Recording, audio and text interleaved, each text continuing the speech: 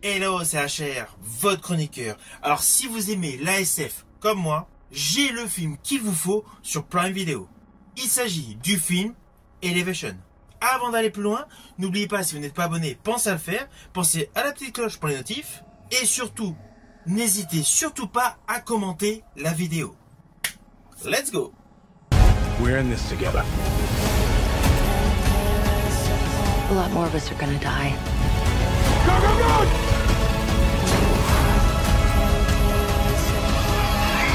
I can't lose you. This is about more than just your son. No such thing as more than my son.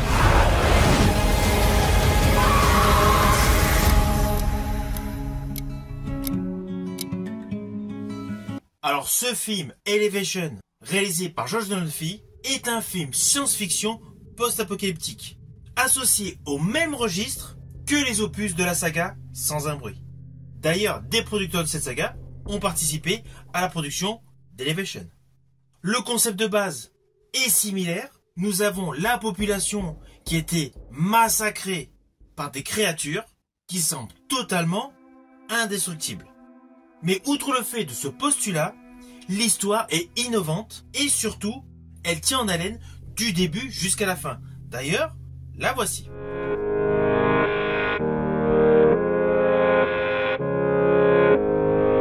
Alors l'action de ce film se déroule dans un futur proche. Il n'y a pas de date précise, mais au vu des objets et des décors, il s'agit assurément d'une époque proche. Là, nous découvrons sur des sommets de montagne un des refuges où une partie du reste de l'humanité vit.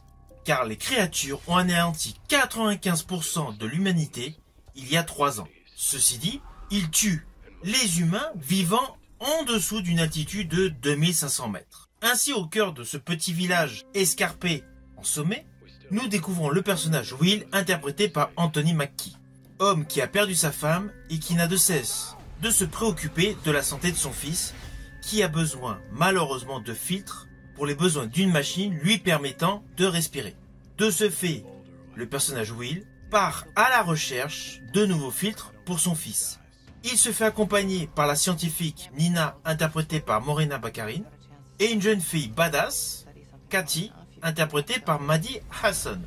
Naturellement, ce trio de réfugiés va devoir s'aventurer sous la limite des montagnes rocheuses que les créatures ne peuvent pas franchir. Naturellement, en dehors d'aller chercher des filtres pour son fils, le personnage interprété par Anthony Mackie décide d'aider la scientifique interprétée par Morena Baccarin, qui a un objectif fondamental: trouver enfin un moyen pour exterminer ces monstres. C'est véritablement l'axe central de ce film post-apocalyptique. Alors ne vous inquiétez pas, vous me connaissez, je n'irai pas plus loin sur les lignes scénaristiques, je ne spoil jamais.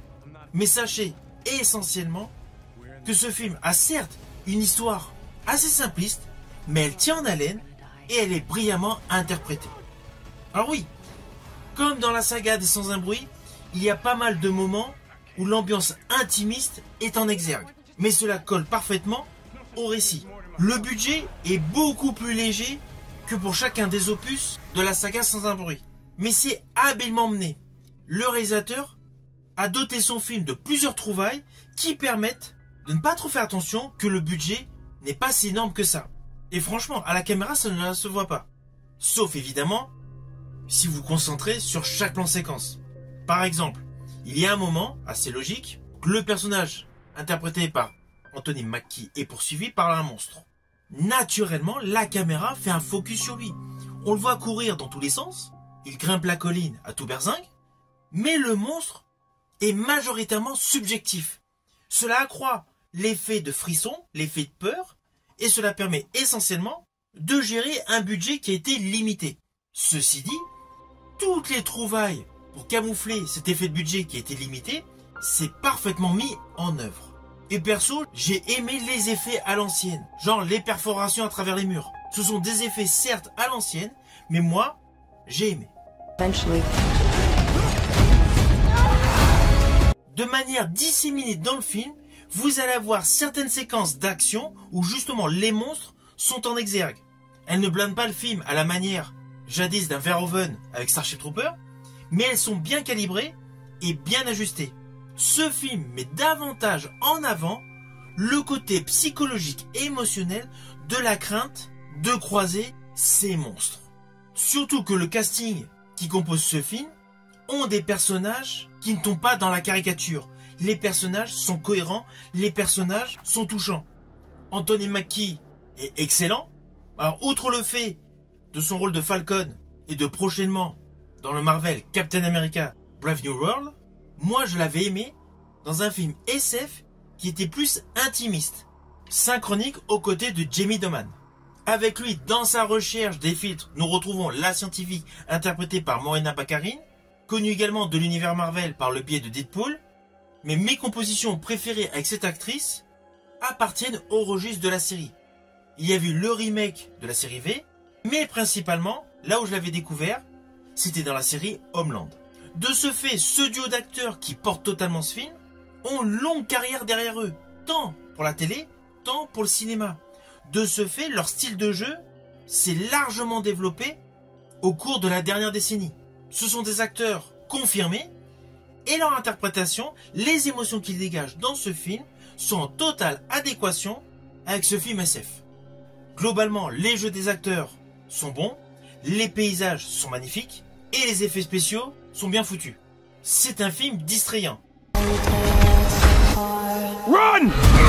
Perso, j'ai apprécié le sound design des monstres. On entend plus des grognements et des pas lourds. Cela fait monter l'adrénaline, cela donne la sensation de Screamers, surtout si vous écoutez ce film avec un son assez élevé. En ce qui me concerne, j'avais un casque. Alors même s'il y a des facilités scénaristiques comme dans beaucoup de films SF post-apocalyptiques, c'est un bon divertissement, surtout qu'il y a une installation d'un nouvel univers avec des monstres. Alors attention à ce que je vais dire, cela s'apparente à un spoil, mais c'est plus par rapport à un détail visuel. Vers la fin du film, j'ai particulièrement aimé les détonations de certaines explosions. Le rendu avec la colorimétrie qui s'assombrit sur les flashs de lumière, j'ai particulièrement aimé. C'est bien foutu en termes visuels d'avoir ici et là des explosions éparses avec ce souffle puis comme une vaporation. C'est un détail visuel que j'ai particulièrement aimé. Vous voyez, ce n'était pas un spoil de folie, je ne vous ai pas dit ce qui explosait.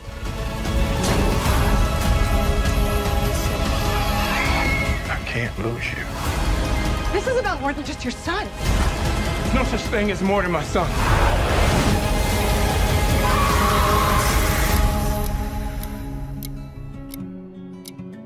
Alors au final, naturellement, c'est un film que je vous invite à découvrir sur Prime Video. Certes, ce film est essentiellement pour tous les aficionados de films comme Sans un bruit ou Bird Box. On est vraiment dans la même mouvance. Alors oui, le budget est beaucoup plus restreint, mais le réalisateur a su gérer de manière à offrir un réel spectacle. Et je rajouterai même, au vu du final de ce que l'on voit dans les étoiles, c'est évident, une suite est possible. Si vous avez aimé ma vidéo, n'oubliez pas, petit pouce vers le haut, pensez au partage. Quant à moi, je vous dis à bientôt pour une prochaine vidéo.